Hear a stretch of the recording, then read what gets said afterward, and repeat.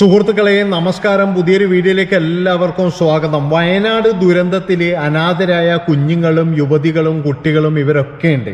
ഇവരൊക്കെ ഏറ്റെടുക്കാൻ തയ്യാറാണ്, കല്യാണം കഴിക്കാൻ തയ്യാറാണ്, ചില ആൾക്കാർക്ക് മക്കളെ പോലെ വളർത്താൻ തയ്യാറാണ് എന്നൊക്കെ പറഞ്ഞിട്ട് ഒരുപാട് ആൾക്കാർ വരുന്നുണ്ട്. അപ്പോൾ ഇതൊക്കെ എന്ന് പറഞ്ഞാൽ സോഷ്യൽ മീഡിയയിൽ നല്ല രീതിയിൽ ചർച്ചയും നടക്കുന്നുണ്ട്. ചില ആൾക്കാരൊക്കെ ഞാൻ കല്യാണം കഴിക്കാൻ തയ്യാറാണ്, എനിക്കൊരു മോനേ ഉള്ളൂ എന്നൊക്കെ പറഞ്ഞിട്ട് ഇന്നൊരു സ്ത്രീ വരുന്ന കണ്ടിന്. പിന്നെ ചില ആൾക്കാർ രജിസ്റ്റർ ചെയ്യണം കല്യാണം കഴിക്കേണ്ടെങ്കിൽ എന്നൊക്കെ പറഞ്ഞ് ചില ആൾക്കാർ വരുന്നുണ്ട്. അപ്പം ഞാൻ ഒരു കാര്യം പറയാം. എൻ്റെ ഒരു അഭിപ്രായം എന്ന് പറഞ്ഞു കഴിഞ്ഞാൽ വയനാട്ടിലെ ഈ പിള്ളേരൊന്നും എന്ന് പറഞ്ഞാൽ സിമ്പതി പിടിച്ചു പറ്റി ജീവിക്കേണ്ടതല്ല. ഏതെങ്കിലും ഒരു വീട്ടിൽ പോയിട്ട് ഇതാ വയനാട് ദുരന്തത്തെ പറ്റിയാന്ന് അതിൻ്റെ അമ്മയും അച്ഛനും ഇല്ല ഈ അമ്മേ എന്നെല്ലാം പറഞ്ഞിട്ട് അങ്ങനെ എല്ലാവരുടെയും ഒരു എന്താ പറയേണ്ടത് ഒരു സിമ്പതി ഇങ്ങനെ എല്ലാവരും ഇങ്ങനെ ദയനീയമായിട്ട് നോക്കുന്ന രീതിയിൽ അങ്ങനെ ജീവിക്കേണ്ടവരല്ല. ഉദാഹരണം ഞാൻ പറഞ്ഞുതരാം.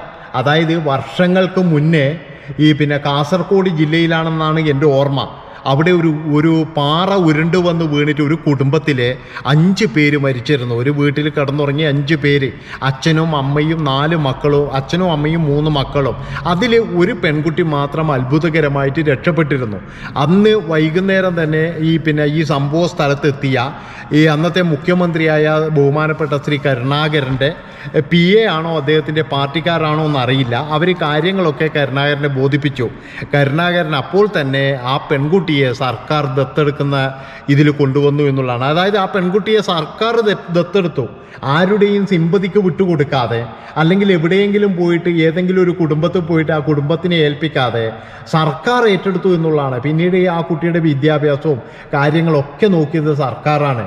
വർഷങ്ങൾക്ക് ശേഷം ഈ സംസ്ഥാന കലോത്സവം ഇവിടെ കണ്ണൂർ വെച്ച് നടന്നപ്പോഴേ ഏതോ ഒരു ചാനലുകാർ അവരെ കണ്ടെത്തുകയും അവരിപ്പോഴും എന്ന് പറഞ്ഞാൽ ഭർത്താവും കുട്ടികളൊക്കെ ആയിട്ട് ജീവിക്കുകയാണ്.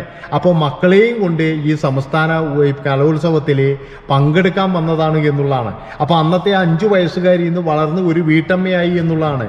അപ്പോൾ അഭിമാനത്തോടു കൂടിയാണ് അവർ പിന്നീട് വളർന്നു ജോലി നേടി.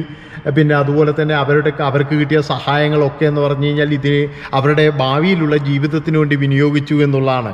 അപ്പോൾ ഇതിലൊക്കെ വരുന്ന നല്ലവരുമുണ്ടാകാം, എന്നാൽ സാമ്പത്തികം മോഹിച്ചു വരുന്നവരുമുണ്ടാകാം. ചില ടീമുകളൊക്കെ എന്ന് പറഞ്ഞാൽ സാമ്പത്തികം മോഹിച്ചിട്ടാണ് വരുന്നത്. ഈ കല്യാണം കഴിക്കാൻ വേണ്ടിയിട്ട് തയ്യാറാണ് എന്നൊക്കെ പറഞ്ഞിട്ട് വരുന്ന ടീമില്ലേ, അവരുടെ ലക്ഷ്യം എന്ന് പറഞ്ഞു കഴിഞ്ഞാൽ ചിലപ്പോൾ പറയാൻ പറ്റില്ല. എല്ലാവരെയും കാര്യം ഞാൻ അങ്ങനെയല്ല പറയുന്നട്ടോ. എന്താ വെച്ചാൽ കളവ് നടക്കുന്നുണ്ടല്ലോ. അതായത് ഈ ദുരന്ത ഭൂമിയിലും കളവ് നടന്നിട്ടുണ്ട് എന്നുള്ളതിൽ യാതൊരു സംശയവുമില്ല. ചില വീടുകളിൽ നിന്നൊക്കെ എന്തൊക്കെയോ സാധനങ്ങൾ കളവ് പോയിട്ടുണ്ട്. ഒരാൾ നമ്മളോട് പറഞ്ഞ് അന്ന് കുത്തി തുറന്നിട്ട് കളവ് നടത്തിയിട്ടുണ്ട്. അപ്പം അങ്ങനെയൊക്കെ ഒരുപാട് ടീമുകൾ ദുരന്ത ഭൂമിയിൽ കടന്നുകൂടിയിട്ടുണ്ട്, കള്ള നാണയങ്ങൾ. അതുപോലെ ഈ സഹായിക്കാൻ എന്ന് പറയുന്ന വ്യാജേന വരുന്ന ചില കള്ള നാണയങ്ങൾ ഉണ്ടാകാം. അവരുടെ ലക്ഷ്യം എന്ന് പറഞ്ഞു കഴിഞ്ഞാൽ സർക്കാർ കൊടുക്കുന്ന പണം, അതുപോലെ സർക്കാർ കൊടുക്കുന്ന വീട്, സർക്കാർ കൊടുക്കുന്ന കാര്യങ്ങൾ, പിന്നെ എന്ന് പറഞ്ഞു കഴിഞ്ഞാൽ ഇതിൽ ചില സന്നദ്ധ സംഘടനകൾ കുറേ സാധനം ഇത് കൊടുക്കും. അതൊക്കെ ലക്ഷ്യം വെച്ച് വരുന്ന ചില ആൾക്കാരുണ്ട്. അപ്പം അങ്ങനെയുള്ള ആൾക്കാരെയും കൂടി സൂക്ഷിക്കണം എന്നാണ് ഞാൻ പറയുന്നത്. അല്ലാതെ മൊത്തത്തിൽ എല്ലാവരും മോശക്കാരാണെന്ന് ഞാൻ പറഞ്ഞിട്ടില്ല. ചില ടീമെങ്കിലും ഇതുപോലെ സാമ്പത്തികം മോഹിച്ചു വരും. അവരെ നമ്മൾ വളരെയധികം സൂക്ഷിക്കണം. അപ്പോൾ ഏതെങ്കിലും ഒരു വീട്ടിൽ ഇപ്പോൾ ഒരു പെൺകുട്ടിയെ ഒരാൾ പറഞ്ഞു ഞാൻ നോക്കാം എന്ന് പറഞ്ഞിട്ട് ഒരു ഭാര്യയും ഭർത്താവും ഏറ്റെടുക്കുന്നത്, ചിലപ്പോൾ അവർക്ക് വേറെയും മക്കളുണ്ടാകും. അപ്പോൾ അങ്ങനെ ഉണ്ടെങ്കിലും ആ മക്കളായാലും കുറേ കാലമെങ്കിലും ഇവർ ഈ സഹതാപത്തോട് കൂടിയിട്ടാണ് നോക്കുക. അതുപോലെ അയൽവാസികൾ നോക്കുന്നത് സഹതാപത്തോട് കൂടിയിട്ടാണ്. ആയുഷ്കാലം മുഴുവൻ എന്ന് പറഞ്ഞു കഴിഞ്ഞാൽ ഇവർ ഈ സഹതാപമായിരിക്കും. അതിലും നല്ലതെന്ന് പറഞ്ഞു കഴിഞ്ഞാൽ അവരുടെ മേൽനോട്ടം നമ്മുടെ ഗവൺമെൻറ് ഏറ്റെടുത്തിട്ട് അവർക്ക് വേണ്ട എല്ലാ കാര്യങ്ങളും ചെയ്തു കൊടുത്തിട്ട്, ഇല്ലെങ്കിൽ അവർക്ക് താമസിക്കാൻ അനുയോജ്യമായ ബന്ധുവീടുകൾ, അതായത് ചിലപ്പോൾ അച്ഛൻ്റെ വീട്ടുകാരുണ്ടാകാം, ഇല്ല അമ്മയുടെ വീട്ടുകാരുണ്ടാകാം, അവർക്ക് ഇഷ്ടപ്പെട്ട സ്ഥലത്ത് അവരുടെ കാര്യങ്ങളൊക്കെ എന്ന് പറഞ്ഞു കഴിഞ്ഞാൽ എപ്പോഴും അന്വേഷിക്കുന്ന തരത്തിൽ ഉള്ളതായിരിക്കണം. മക്കൾക്കിടെ സുഖമാണോ? അത് കഴിഞ്ഞ് 18 വയസ്സ് കഴിഞ്ഞാൽ അവരുടെ സ്വന്തം വീടും കാര്യങ്ങളൊക്കെ അവിടെ റെഡിയാക്കി വെക്കണം. ആ വീട്ടിലേക്ക് അവർക്ക് വരാനുള്ള അധികാരം ഉണ്ടായിരിക്കണം. അങ്ങനെയൊക്കെ റെഡിയാക്കി വെച്ച് അവരുടെ ജീവിതം പച്ച പിടിപ്പിക്കുകയാണ് വേണ്ടത്. ഒരിക്കലും ഈ ചില വീടുകളിലേക്കൊന്നും തള്ളിയിട്ടിട്ട് അല്ലെങ്കിൽ കൊണ്ടുപോയി ആക്കിയിട്ട് അവിടെ ഒരു സഹതാപം, ആ ഒരു സിമ്പതിയിൽ വളരാൻ ആക്കരുത്. അതാണ് ഏറ്റവും വലിയൊരു ദുഃഖം എന്ന് പറഞ്ഞു കഴിഞ്ഞാൽ. ഈ ആൾക്കാരിങ്ങനെ നോക്കി നിൽക്കുന്നത് സിമ്പതിയോട് കൂടിയിട്ട്, ഇല്ലെങ്കിൽ അയ്യോ കഷ്ടം ഇങ്ങനെ പറഞ്ഞിട്ട്. കാരണം അവർക്ക് നഷ്ടപ്പെടാനുള്ളതെല്ലാം നഷ്ടപ്പെട്ടു. അവരുടെ അച്ഛനും അമ്മയും കുടുംബവും എല്ലാം നഷ്ടപ്പെട്ടു. അവരുടെ കണ്ണു മുന്നിൽ നിന്നാണ് നഷ്ടപ്പെട്ടത്. അത് അവർക്കൊരു വലിയ നഷ്ടമാണ്. ആ നഷ്ടത്തെ പിന്നീട് നമ്മൾ വീണ്ടും വീണ്ടും വീണ്ടും ഓർമ്മിപ്പിക്കരുത് എന്നാണ് എനിക്ക് പറയാനുള്ളത്. അതുപോലെ ഈ കുഞ്ഞു മക്കളത് എത്തു കൊടുക്കുമ്പോൾ ഇപ്പോഴെന്ന് പറഞ്ഞു കഴിഞ്ഞാൽ ചില ആൾക്കാർക്കൊക്കെ നല്ല ആവേശവും കാര്യങ്ങളൊക്കെ ഉണ്ടാവും. പക്ഷേ കുറേ കഴിയുമ്പോഴും തന്നെ ഇവന്മാരുടെ ആവേശമൊക്കെ അങ്ങ് പോകും. കാരണം അന്ന് വിചാരിക്കുമ്പോൾ ഇത് വേണ്ടായിരുന്നു, അയ്യോ ഇത് എടുത്തു പോയല്ലോ, ഇങ്ങനെ വിചാരിക്കുന്ന ഒരുപാട് ആൾക്കാരുണ്ട്. ഇല്ലയെന്നൊന്നും പറയണ്ട. അതായത് നമുക്ക് എല്ലാവർക്കും അറിയാം, ഈ അമേരിക്കയിലെങ്ങാറ്റുള്ള ഏതോ ഒരാൾ ജയിലിലുണ്ട്. അതെന്താണെന്ന് വെച്ചാൽ ഇതുപോലെ ദത്തെടുത്താണ്, കുഞ്ഞുങ്ങൾ ഉണ്ടാകുന്നതിന് മുന്നേ ദത്തെടുത്ത് ഈ അത് കഴിഞ്ഞ് ഇവർ ദത്തെടുത്ത് ഈ കുട്ടീനെ പരിപാലിച്ചുകൊണ്ടിരിക്കല. അപ്പോഴേക്ക് എങ്ങനെയോ ഈ സ്ത്രീ ഗർഭിണിയായി. ഈ ഗർഭിണിയായ സ്ത്രീക്ക് പിന്നീട് ഈ കുട്ടീനെ വേണ്ട, ഈ കുട്ടി പിന്നെ അധികപ്പറ്റായി. അതാണ് അങ്ങനെയുള്ള ഒരുപാട് സന്ദർഭങ്ങൾ, ഒരുപാട് സംഭവങ്ങൾ നമ്മുടെ നാട്ടിൽ നടക്കുന്നുണ്ട്. അതുകൊണ്ടാണ് പറയുന്നത്, വെറുതെ പോയിട്ട് ഈ ചെറിയ കുഞ്ഞുങ്ങളെയൊന്നും ഇങ്ങനെയുള്ള ഏടാകൂടത്തിൽ ചാടിക്കരുത്. അവർ വളരുന്നത് വരെ അവരുടെ സ്വത്തിനും ഇതിനൊക്കെ സംരക്ഷണം സർക്കാർ തന്നെയായിരിക്കണം, സർക്കാരിൻ്റെ മേൽനോട്ടത്തിലായിരിക്കണം അവരുടെ വീട് പരിപാലിക്കുന്നതൊക്കെ. 18 വയസ്സായി കഴിഞ്ഞാൽ അവരുടെ കാര്യങ്ങളും പൈസയും രേഖയും എല്ലാം അവരുടെ കയ്യിൽ കൊടുക്കുക, ഭദ്രമായിട്ട് കൊടുക്കുക. അത് കഴിഞ്ഞതിന് ശേഷം അവർക്ക് കല്യാണാലോചനയും കാര്യങ്ങളൊക്കെ വന്നോട്ടെ. അതുവരെയെങ്കിലും നല്ല രീതിയിൽ സർക്കാരിൻ്റെ മേൽനോട്ടത്തിൽ സംരക്ഷിക്കണം. അല്ലാതെ ചില ആൾക്കാർ ഇന്നൊരുത്തൻ പറയുന്നത് കേട്ട്, ഒരു ബിസിനസ്സുകാരൻ എൻ്റെ വീട്ടിൽ 3 പേരെ ഞാൻ കൊണ്ടുപോകാം, 3 പേരെ ഞാൻ താമസിപ്പിക്കാം എന്നൊക്കെ പറയുന്നുണ്ട്. ഒരിക്കലും ആ കുട്ടികൾ അവിടെ സന്തോഷവതിയായിരിക്കില്ല.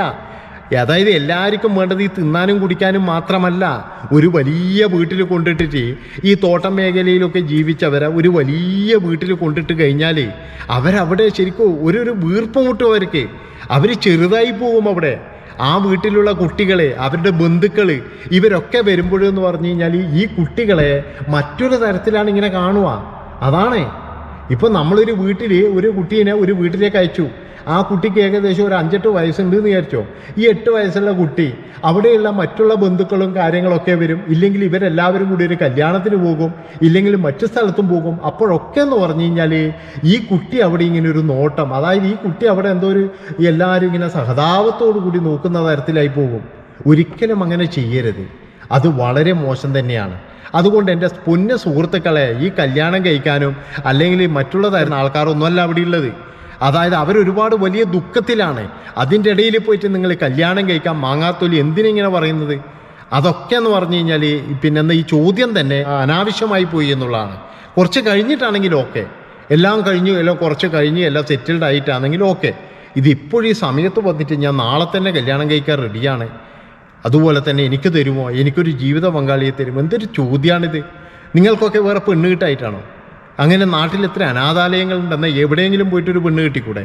അത് പറ്റില്ല, അതാരും കിട്ടുകയും ചെയ്യില്ല. എല്ലാവർക്കും എന്ന് പറഞ്ഞു കഴിഞ്ഞാൽ ഇപ്പോഴും എന്ന് പറഞ്ഞു കഴിഞ്ഞാൽ ഇതാവുമ്പോഴെന്ന് പറഞ്ഞാൽ ഒന്ന് പേരെടുക്കാം, അതുപോലെ തന്നെ ഒന്ന് ടി വിയിലൊക്കെ ന്യൂസ് വരും. ഇതൊക്കെ വരുന്നത് കൊണ്ട് എല്ലാവരും അങ്ങനെ പറയുന്നേ ഉള്ളൂ.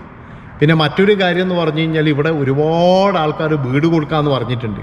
അത് എണ്ണി തിട്ടപ്പെടുത്തണം. എത്ര ആൾക്കാർ കൊടുക്കാമെന്ന് പറഞ്ഞു, എത്ര ആൾക്കാർ തരാമെന്ന് പറഞ്ഞു. ആ തരുന്നവരതൊക്കെ എന്ന് പറഞ്ഞു കഴിഞ്ഞാൽ പെട്ടെന്ന് വാങ്ങിച്ചെടുത്തോ, അല്ലാതെ പിന്നെ ചിലപ്പോഴെന്ന് പറഞ്ഞാൽ അവർ മറന്നുപോകും. അതാണ് ആ വീടുകളൊക്കെ കിട്ടിയിട്ട് ബാക്കിയുള്ള വീടുകൾ ഒരുപാട് പാവങ്ങൾ മറ്റേ ഇവിടെ ഈ പാറേൻ്റെ ഇടുക്കിലൊക്കെ കിടക്കുന്ന ആ ഒരു കുട്ടികളില്ലേ കുറച്ച് നാൾ മുമ്പ് രക്ഷിച്ചേ, ഈ ആദിവാസികളെ രക്ഷിച്ചില്ലേ മറ്റേ എന്താന്ന് പറയേണ്ടത് ഫയർഫോഴ്സ്, ആ ഒരു കുട്ടീനെയൊക്കെ എടുത്തിട്ട് ഇങ്ങനെ വരുന്ന ഒരു 5-6 കുട്ടികളും അച്ഛനും അമ്മയൊക്കെ, അവർക്കൊക്കെ ഒരു വീട് കൊടുക്ക്. ഈ കാട്ടിലൊക്കെ താമസിക്കുന്നവർക്കൊരു വീട് കൊടുക്കുക. അവരൊക്കെ നന്നായി ജീവിക്കട്ടെ, ആ കുഞ്ഞുങ്ങളൊക്കെ മര്യാദയ്ക്ക് കിടന്നുറങ്ങട്ടെ. ഇതൊക്കെ കാണുമ്പോൾ കഷ്ടം തോന്നാറുണ്ടായിരുന്നു. ഇപ്പം ഏകദേശം എനിക്ക് തോന്നുന്നു ഒരുപാട് വീടുകൾ സ്പോൺസർ വന്നിട്ടില്ലേ. അപ്പോൾ ആ വീടുകളൊക്കെ എന്ന് പറഞ്ഞാൽ എത്രയും പെട്ടെന്ന് വാങ്ങിച്ചെടുക്കുക, അതാണ് വേണ്ടത്. അതിനുള്ള കാര്യങ്ങൾ ചെയ്യണം. ഇല്ലെങ്കിൽ കുറച്ച് കഴിഞ്ഞാൽ ഇതിൻ്റെ ഇതങ്ങ് കുറഞ്ഞു പോകും എന്നുള്ളതാണ്, ഇതിൻ്റെ സ്ട്രോങ് അങ്ങ് കുറഞ്ഞു പോകും.